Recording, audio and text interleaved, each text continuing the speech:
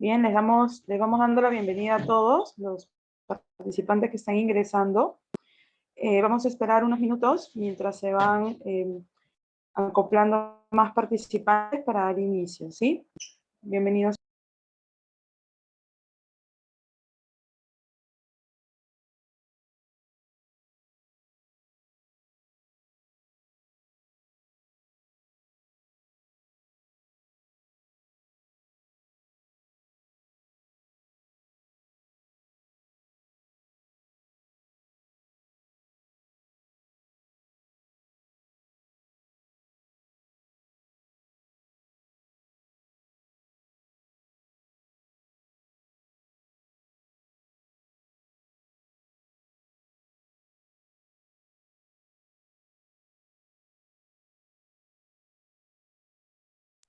Gracias por su asistencia a todos. Estamos viendo que se van uniendo más. Un minutito más y iniciamos.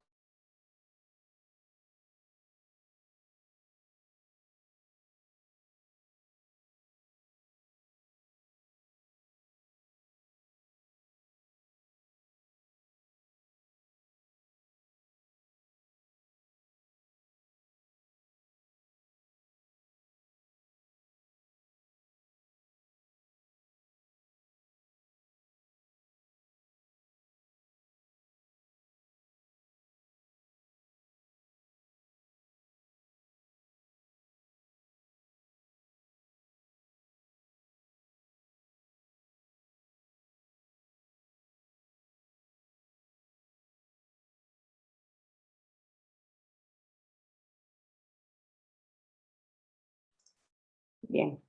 Iniciamos entonces. Buenas noches nuevamente con todos los presentes. A nombre de Costos Educa le damos la bienvenida al webinar Metodología de Planificación y Herramientas de Control para Proyectos de Construcción. Este es un evento de nuestro ciclo de webinars de la construcción. En esta ocasión contamos con la participación de los especialistas, el ingeniero Abel Alba y el ingeniero Sergio Chirinos. Les presento brevemente a cada uno. El ingeniero Alba es ingeniero civil, es magíster con mención en estructuras, tiene 18 años de experiencia en las áreas de producción, oficina técnica y planificación de obras de edificaciones públicas y privadas. Se ha desempeñado como jefe de producción en COSAPI. Actualmente es jefe de producción para el consorcio Perú Health, quien viene construyendo el hospital de Yungay categoría 2.1. Por su parte, el ingeniero Sergio Chirinos tiene más de 16 años de experiencia en gestión de proyectos, de edificaciones y obras civiles. Actualmente se desempeña como jefe de producción en diversos proyectos de gran envergadura en la empresa Cumbra S.A. ex-GIM. Bien, sin más preámbulos, le damos la bienvenida a ambos para el inicio. Inicia el ingeniero Sergio Chirinos. Buenas noches, profesor. Gracias por su participación. ¿Qué tal, Alexia? Buenas noches con todos. A ver, sí, voy a compartir aquí todo ah,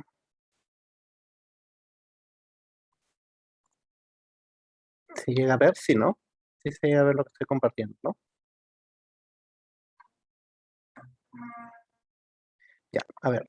Bueno, Sí, a mí me ha tocado dentro de el programa, el primer capítulo, que es preconstrucción, donde vamos a tocar todo lo que son las herramientas y técnicas para poder hacer un planeamiento de obra, ¿no? Y en la segunda parte vamos a tocar aplicaciones donde he puesto yo 4 proyectos en los que yo me he desenvuelto como jefe de producción y creo yo que son proyectos poco diversos en el planeamiento, con diferentes eh, sucesos o ocurrencias eh, para ver diferentes alternativas de solución, ¿no? ¿No? Pues estoy poniendo un hotel, caso de un edificio multiservicios, ¿no? Con sótanos, un centro comercial, ¿no? Y finalmente una obra de infraestructura, como es un túnel que pocas veces se construye dentro de la ciudad, ¿no? Entonces he escogido 4 proyectos en el que quiero desarrollar todas las herramientas que vamos a ver en el capítulo primero de preconstrucción. En cuanto a lo que vamos a ver de las herramientas y técnicas, voy a ir empezando con una pequeña introducción de, de dónde se basa toda esta filosofía, ¿no? Que es algo breve, tampoco vamos a hacer algo extenso, porque la idea es hacerlo un poco más dinámico, porque finalmente la producción es esto, es estar eh, eh, dando soluciones a los problemas que vayan ocurriendo dentro de los proyectos, y nuestra vida y nuestro ámbito de trabajo es fuera en campo, ¿no? Entonces, no voy a hablar mucho de la teoría, pero sí, sí es necesario tocar algunos puntos teóricos, ¿no? Y para poder con eso partir y empezar a desarrollar todos los ejercicios que vamos a- a elaborar, ¿no? En función de estos proyectos que han sido construidos dentro de Lima, ¿no? De igual manera, vamos a tocar todo lo que es gestión del plazo, que viene a ser el cronograma, un cronograma macro, un cronograma donde tenemos que ver las partes del proyecto que normalmente ocurren o que normalmente pues, desarrollamos, ¿no? En un planeamiento, ¿no? Arrancando desde sus obras provisionales, las que son lo que es estructuras, arquitectura e instalaciones, ¿no? Vamos a desarrollar desde el enfoque Lean todas las herramientas que necesitamos para poder desarrollarlos paso a paso, ¿no? Como yo lo he venido haciendo desde que empezamos a recibir un proyecto, ¿no? Tenemos ya un plazo establecido, tenemos un costo en el cual tenemos que enmarcarnos para poder cumplir las expectativas del cliente, porque finalmente la idea de esto es llegar a la satisfacción del cliente. Entonces, y mucha parte de ese éxito va a estar enfocado en lo que se haga en campo, ¿no? Luego vamos a tocar lo que son los flujos de trabajo, ¿no? Que eh, se basa en los procesos que tenemos dentro del proyecto, ¿no? Acá he puesto un rubro que se llama mis primeros pasos, por ejemplo, donde eh, hay mucho que yo al menos en lo que yo he llevado no se toca mucho en lo que son los proyectos de obra, que es el arranque del proyecto. Eh, a veces uno piensa que los proyectos arrancan con el movimiento de tierras, ¿no? Llego al proyecto, me entregan el terreno, ¿no? Lo primero que hay que hacer es excavar los sótanos, si es que el proyecto así lo indica. Sin embargo, no, hay unos pasos previos al movimiento de tierras que también para mí ha sido importante analizar, ¿no? Como son las obras provisionales, ver dónde voy a colocar, no sé, pues, tengo mi torre grúa, dónde voy a colocar los servicios, cómo va a ser mi entrada y salida de materiales para poder optimizar el espacio del terreno, eh, dónde voy a poner mis talleres, las oficinas de obra. También es importante ver el tema de topografía, ¿no? Ver si la obra del cliente me está entregando una obra dentro del terreno que calza, o sea, que en los trazos o que en los planos no hay nada que impida el buen inicio del proyecto.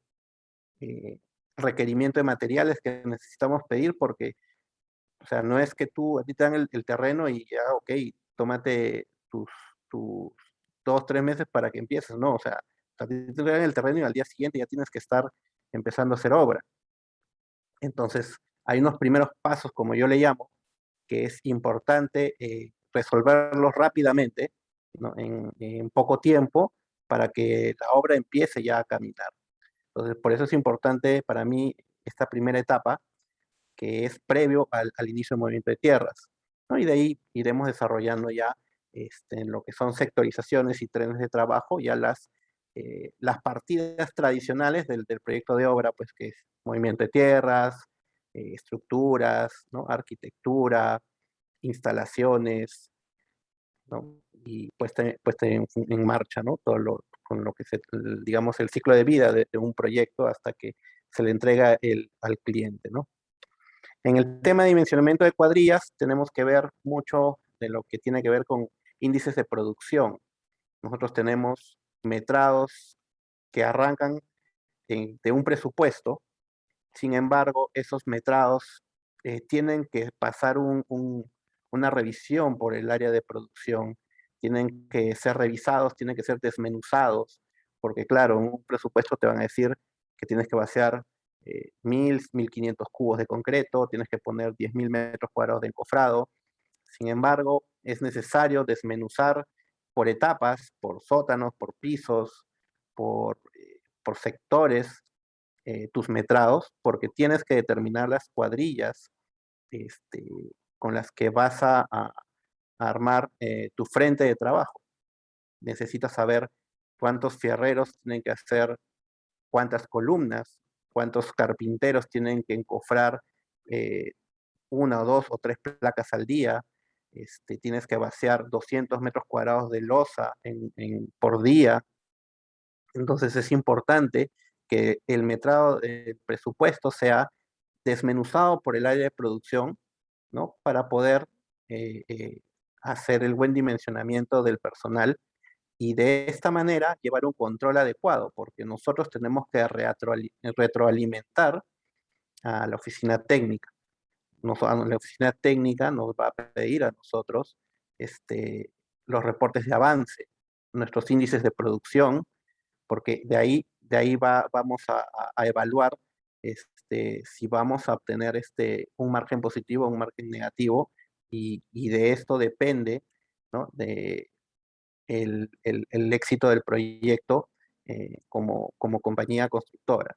Entonces, es importante, y acá sí probablemente me detenga un buen tiempo en lo que es en tener claro cómo vamos a dimensionar las cuadrillas, ¿no? Dependiendo del proyecto que tengamos, porque hay proyectos que no son regulares, hay proyectos que son irregulares, tenemos eh, metrados variables. Entonces, ¿cómo poder dimensionar cuadrillas ante estos edificios pues, que no necesariamente van a ser homogéneos, ¿no? Pueden variar de un piso al otro, pues, en un centro comercial no todos los pisos son iguales, una vez que sales de los sótanos, por ejemplo, ya son pisos que pueden variar.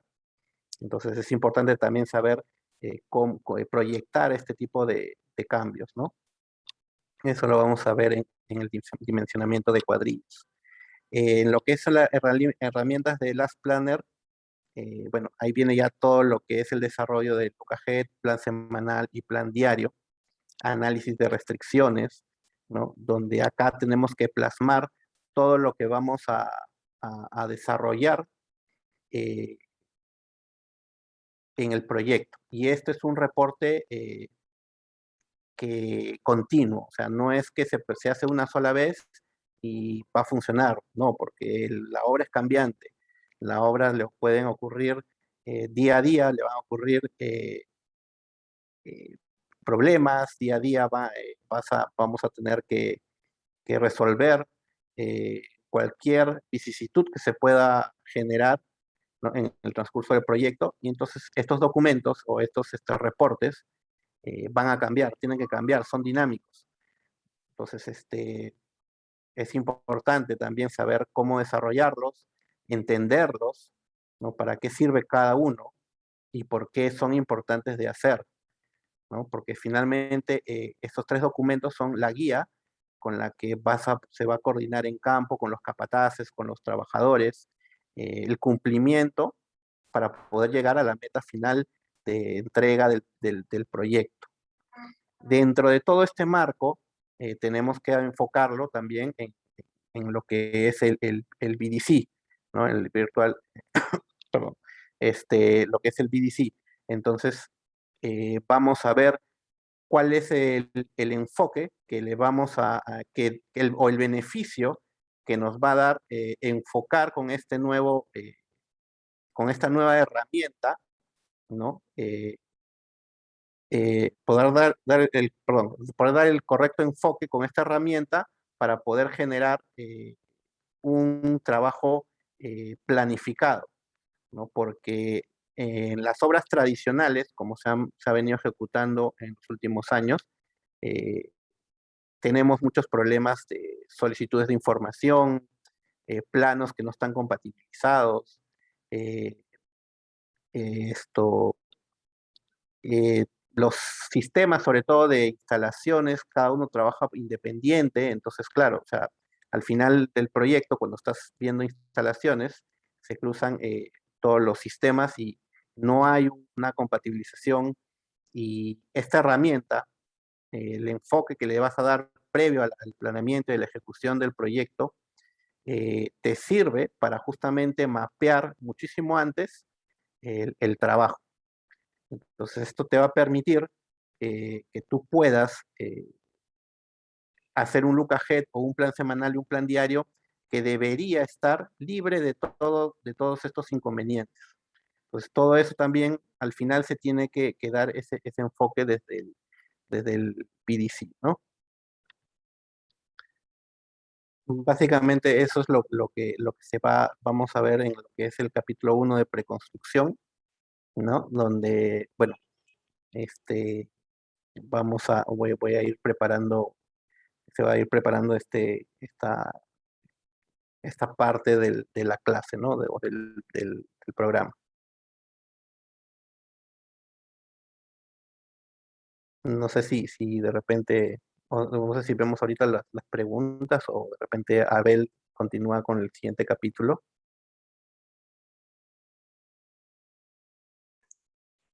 Pero Lucía, ¿tú qué dices?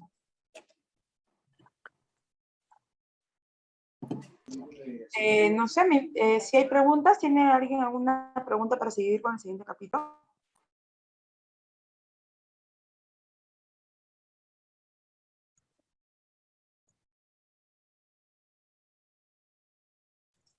Bien, en todo caso dejemos las preguntas para el final y bueno, puedo continuar a ver para el siguiente capítulo. Listo, buenas noches. Bueno, soy Abel Alba, profesor de Costos Educa. Vamos a mostrar un poco lo que vamos a dar en el curso, ¿no?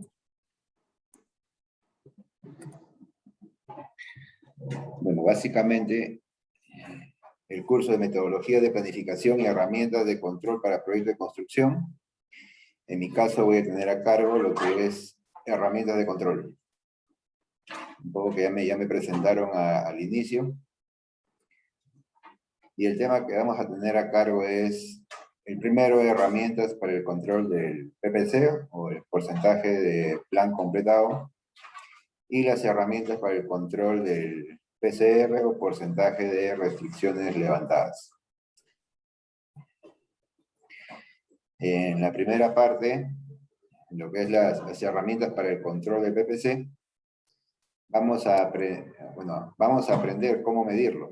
En el curso les vamos a mostrar que hay diferentes maneras de medir el PPC, de acuerdo a las diferentes prácticas de algunas empresas, y saber cómo vamos a poder usar estas métricas para mejorar el rendimiento del proyecto.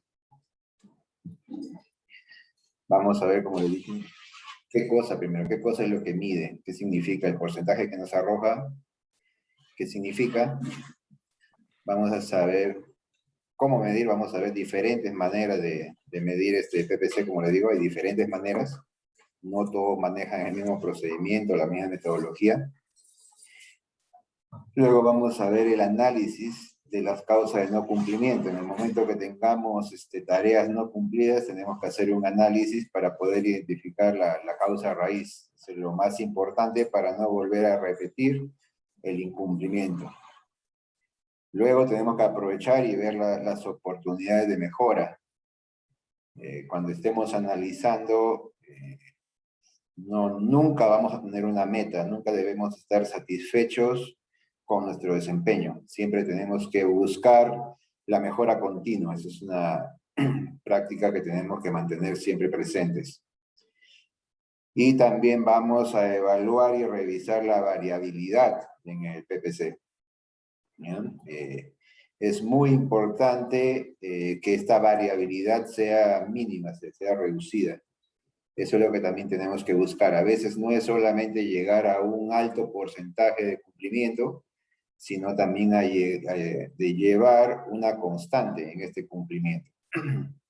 A veces es mejor mantener un 80%, por ejemplo, permanente, que estar saltando de 70, 90, 100, 50. Entonces, eso nos da una indicación de que no estamos programando bien, o no estamos identificando adecuadamente las actividades o las restricciones. Entonces, la variabilidad tiene que ser controlada. Y para poder hacer un buen trabajo, un buen control, es necesario pues, la participación de todo el equipo de proyecto, de todos los que están, todos los actores que participan en la ejecución de las actividades, desde los ingenieros, maestros, hasta el jefe de grupo, el que está metido directamente en el trabajo, porque él nos va a ayudar a identificar todas las actividades que se necesitan hacer o que te van a consumir horas hombre, ¿no? Como dijo el ingeniero Sergio Chirinos, tienen que preparar, a la hora que ustedes van a hacer su planificación, tienen que contar con la participación de los que los que están inmersos en la actividad, porque ellos son los que van a darles o comentarles a ustedes qué actividades a veces se están olvidando y están dejando de considerar. El otro tema que vamos a ver son las herramientas de control, como les dije, para el levantamiento de las restricciones. Aquí se requiere, como muestra la imagen, la participación de todas las áreas, porque cuando estás ejecutando una actividad, participa o producción, depende de información de oficina técnica, necesitas autorizaciones del área de calidad, de la supervisión, de SOMA. Entonces, mientras más personas, más áreas participen en las reuniones semanales de Graph Planner, va a permitirte lograr identificar la mayor cantidad de restricciones.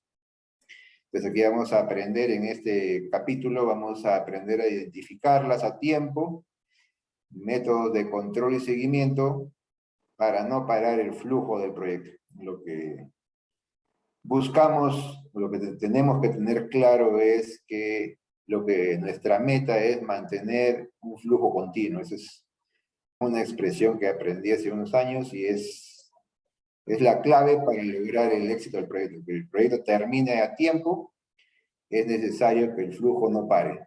Lo que tú programas, la secuencia de actividades que tú programas y tus 30 actividades que vas a programar, que van a ser repetitivas todos los días, eso no puede parar. Si algo falla, ya te altera y te paraliza muchas actividades y empiezan a aparecer las horas perdidas, los tiempos muertos. Entonces, nuestra meta es mantener el flujo continuo. Aquí vamos a poder ver los tipos de restricciones. Vamos a aprender a identificarlas. Tenemos a veces ayudas, memorias que nos pueden ayudar a identificar restricciones. Tenemos que asignar las restricciones a los responsables. ¿Quiénes van a ser los responsables de levantar la restricción? Y luego hay que hacer el seguimiento y control respectivo, ¿no? De nada sirve que yo las asigne si finalmente no van a ser levantadas a tiempo, ¿no? Y también vamos a ver cómo hacer este seguimiento, ¿no? Que no sea un archivo, como les decía algunas veces, ¿no? Hacemos un Excel, lo guardamos, lo mostramos a nuestros jefes, lo mostramos a la supervisión o al cliente, y luego se queda guardado en el disco duro hasta la siguiente semana, ¿no? Volvemos a mostrar, o a veces lo enviamos una vez por correo y asumimos que ahí terminó nuestra labor, ¿no? Entonces tenemos que encontrar diferentes maneras de que estas restricciones pues estén ahí permanentes, haciéndolo recordar a los responsables que tienen ahí algo pendiente que resolver. Eso es parte también de que vamos a ver cuáles son las mejores maneras de controlar esto y lograr que se cumpla. Ahora hay que tener en cuenta que la ayuda tecnológica es muy importante, tanto para llevar el PPC, para ver las restricciones. Las herramientas tecnológicas nos ayudan muchísimo. Ayudan a llevar mejor el control, a identificar más rápidamente, y una de ellas pues es el revisto, ¿no? Yo actualmente en mis últimos proyectos ya estamos trabajando con el BIM, ya no hay forma de que trabajemos sin BIM, ¿no? Pero no es solamente tener el modelo que se mostró una vez y se hizo una corrida, como dice, para identificar las incompatibilidades o interferencias, y ahí terminó. Tenemos que ir de la mano con este modelo todas las semanas, igual, así como nosotros estamos planificando en nuestro pizarrón, en la obra, lo que vamos a hacer. Ya hay otro grupo de gente que está trabajando con la construcción virtual de nuestra obra y está detectando ya interferencias constructivas más que todo, ¿no? Constructivas o cosas que no se han considerado de repente cuando están construyendo virtualmente en el modelo, se van a dar cuenta que pues, no han considerado algunas cosas. Entonces, todo ello nos pueden ir alertando con la anticipación correspondiente y después no encontrarnos que el error lo cometamos en la construcción real. Entonces, es muy importante tener el soporte de las herramientas. Bueno, y ahora, como les digo, actualmente el BIM es fundamental. Y eso es básicamente lo que vamos a ver, ¿no? Entonces, es importante, como pongo acá, ¿no? ¿En qué me va a ayudar a controlar, ¿no? Como dice, lo primero es el flujo continuo. Si yo logro mantener, como le digo, un pack con un cumplimiento constante, eso me va a ir dando la garantía de que mi flujo no va a parar, que lo que yo estoy programando se va a ir cumpliendo. Lo segundo, que una vez que yo logre mantener el flujo continuo y logre mantener un cumplimiento uniforme, puedo empezar a ir más allá y empezar a ponerme retos más grandes. No es cuestión de que yo llegue al 95% de un cumplimiento o a un 100% y entonces digo, ya cumplí y aquí me quedo.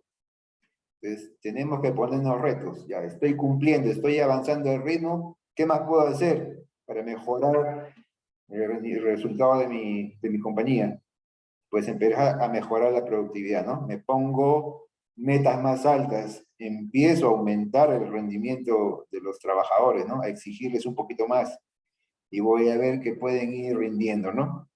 Y para esto se necesita justamente el compromiso de ellos. Para lograr un cumplimiento, tiene que haber responsables. Ese es un factor fundamental. Entonces, cuando se asignan las tareas, tiene que haber un responsable que se hace cargo de cada tarea específica. Y este responsable que va a liderar pequeños grupos, él tiene que asumir su responsabilidad. Y cada día, si no llega a cumplirlo, tiene que decirte por qué no lo ha hecho, ¿no? Y aunque no lo crean, él se va a sentir un poco mal. Y eso va a hacer que al día siguiente ponga su máximo esfuerzo para lograrlo. Ya no es la responsabilidad de un ingeniero ni de un maestro, ya es la responsabilidad de un jefe de una cuadrilla, de un grupo de trabajadores. Y ellos son los que manejan mejor el rendimiento de su grupo, ¿no? Y finalmente, pues, es cumplir el objetivo, ¿no? Como les dijo el ingeniero Chirinos, ahora, bueno, en mis proyectos también estamos aplicando ya la metodología BDC, y esto parte de un objetivo general que es el objetivo del cliente. Todos nos enfocamos en este objetivo del cliente.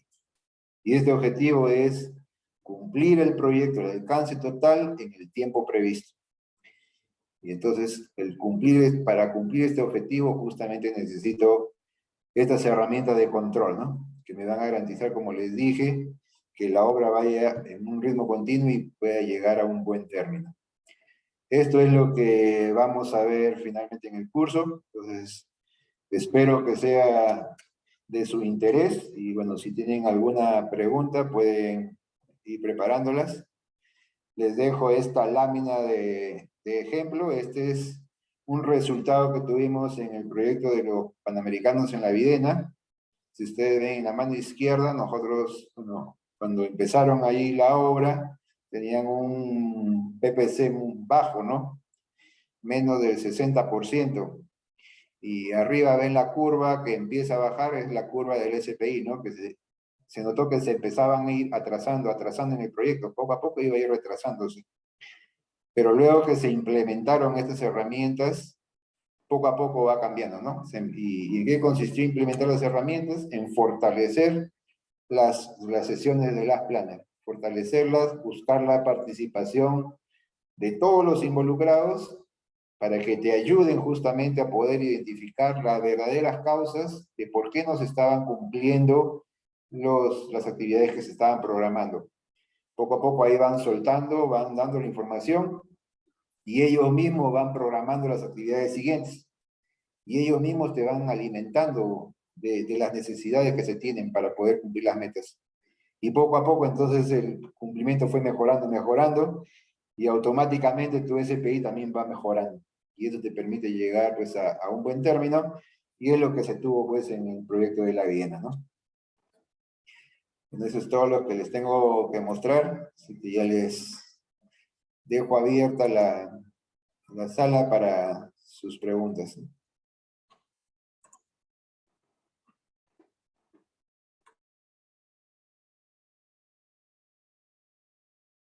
Bien, si tienen alguna consulta pueden escribirla en el chat.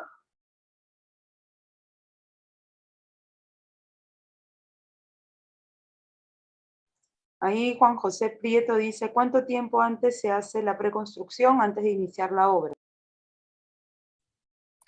No hay un plazo fijo. O sea, lo ideal siempre es contar o terminar el planeamiento de la preconstrucción antes de iniciar, es lo ideal. O sea, ya tener pensado los sistemas completos y compatibilizados para poder empezar las cimentaciones, las excavaciones, ya sabiendo pues dónde voy a tener que dejar pases para los pases pues, que van, por donde van a pasar los tubos, ¿no? O sea, lo ideal es siempre tener terminado el modelo antes de empezar a construir. Pero cuánto tiempo antes es variable porque siempre vamos a estar limitados por la premura con la que el cliente nos adjudica el proyecto y ya tenemos probablemente que estar empezando el trabajo. Entonces, siempre esos tiempos son apretados. Pero lo ideal es que el modelo esté terminado antes de iniciar la obra, ¿no? A ver, Nietzsche indica, en obras lineales, ¿qué herramientas BIM o VDC son las más utilizadas para enlazar con la programación en las planners?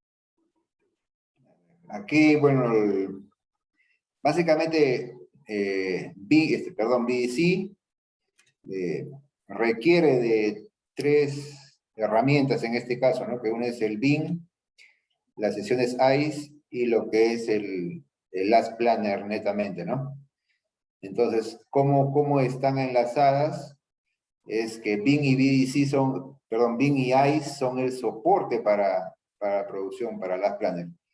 Para que tú programes la obra justamente necesitas que lo que vas a programar ya esté totalmente liberado, todo claro, que tú tengas toda la información completa para que puedas programar tus actividades y tengas la certeza que las vas a poder cumplir. Entonces ahí es donde entra a taller las sesiones SAIS, que te van a ir liberando el modelo por etapas, y te van a decir si tú tienes planificado esta semana empezar ya con el sótano 4, por decir, ya en la construcción virtual eso ya tiene que haber estado terminado, revisado y ya sin interferencias, ¿no? Entonces, de esa manera se vinculan, en este caso, como digo, el BDC enmarca esas tres áreas, ¿no? BIM, ICE y Last Planner. Juan José indica, las interferencias generalmente ¿dónde se presentan? ¿Cuál es la diferencia entre BIM y VDC? A ver, la primera pregunta, en su mayoría, porque también las interferencias pueden estar en cualquier área de etapa de construcción, pero en su mayoría se presentan en instalaciones, porque tú vas a tener en tu proyecto, dependiendo de la envergadura, puedes tener instalaciones eléctricas, sanitarias, sistemas de detección, ventilación forzada, sistema contra incendios, ¿no? Dependiendo si es un centro comercial o una obra X. Y cada especialista hace su proyecto sin contemplar quizás lo que otro va haciendo. Entonces, normalmente siempre vas a encontrar pues, bandejas eléctricas, tuberías que se cruzan en el planteamiento del otro especialista, y ahí es donde, claro, vienen los retrasos y los replanteos, que lo ideal es hacerlo en la etapa de preconstrucción. Pero normalmente son en instalaciones donde se generan la mayor cantidad de interferencias. A ver, en la pregunta de André la, Martín, sí, sí, es la segunda pregunta, ¿cierto? ahí dice, ¿no? ¿Cuál es la diferencia entre BIM y BDC? No es una pregunta que yo también hace tiempo me hacía, pero está clara, ¿no? O sea, ustedes, como que BDC ya pertenece al grupo de Stanford, ¿no? Es un marco de trabajo que es muy similar a lo que es BIM más Lean, ¿no? En otro grupo ustedes ven que también promueven una metodología de trabajo que te dicen BIM más Lean. Entonces, ¿qué es lo mismo que BDC? BDC tiene lo que es BIM, tiene lo que es ICE y tiene lo que es PPM, que en este caso es el Lean Construction, y ahí trabajamos con las planners, ¿no? Entonces, son metodologías parecidas, pero no es el BIM solo, sino es BIM más Lean. Esa es la similitud, digamos, con el BDC. ¿Y qué día de la semana se debe realizar el PPC y qué tiempo debe durar esta reunión? Bueno, básicamente el PPC se realiza en la sesión de Last Planner. Eso es indistinto porque se hace, digamos, en el último día que termina tu semana. Y eso depende de las obras, ¿no? Y de tus clientes. Yo he tenido, por ejemplo, obras que programas de lunes a sábado y te controlas el sábado, pero dependiendo hay otros clientes que no. Actualmente, por ejemplo, en mi obra, estamos programando de jueves a miércoles, por ejemplo, ¿no? ¿Por qué? Porque tus resultados los quieren ver. Por ejemplo, el cliente quiere que al viernes tú le reportes un estatus todos los viernes. Entonces, para eso tú tienes que terminar entonces tu control antes para que puedas revisarlo y poderle darle la información. La clave es que se haga la reunión el último día de tu semana que tu programa, ¿no? Entonces, Bien, André Martín dice, por lo general en obras de gran envergadura, ¿hasta qué lot suele llegarse? buena pregunta. Eso lo ven la gente de BIM, ¿no? Pero, por ejemplo, en nuestra obra empezamos con lot 300, creo, pero en el interín lo van a ir mejorando y van a llegar, creo, a un lot 400, pero esa información, si no, yo no soy el experto en BIM. ¿Qué recomendaciones o comentarios con respecto a cuando se rompe la planificación? Es decir, los incumplimientos son reiterativos que desarma lo inicialmente planificado. Bueno, ¿qué recomendaciones? Hay, para mí al menos, hay una regla de oro que no podemos romper, ¿no? Que el plazo no se mueve, a menos que hayan eventos externos que obliguen pues, a presentar algún tipo de ampliación de plazo, pero inicialmente el plazo no se puede mover. Entonces, tú puedes tener muchos problemas en obras, situaciones que debes resolver. eh, Nadie dice que lo resuelvas tú, por eso hay un equipo de trabajo, ¿no? Y tú estás soportado por los capataces, los trabajadores, y encima tuyo vas a tener también a tus, a tu residente, ¿no? Donde tienen que juntarse en equipo, dar las soluciones, pero la recomendación es pensar las soluciones de tal manera que el plazo no se mueva. De repente meter más gente, de repente aumentar la carga de trabajo, ¿no? Entonces hay que ver todos esos mecanismos que te permitan no mover el plazo de obra, porque eso es lo más importante en un proyecto, llegar al plazo. Bien, Carlos Cabrera quiere saber si en el curso se verán herramientas de control de costos, circuitos, field, etcétera, y el desempeño de costos según lo programado y lo real, indicadores KPI, etcétera. Creo que no, ¿no? Costos creo que no está incluido en este curso. ¿Cuál es el software BDC más usado para las obras lineales, redes de agua o alcantarillado?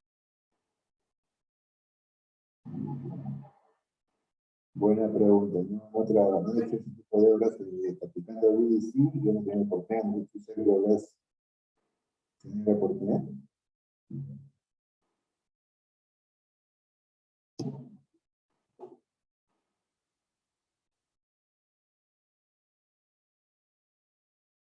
No.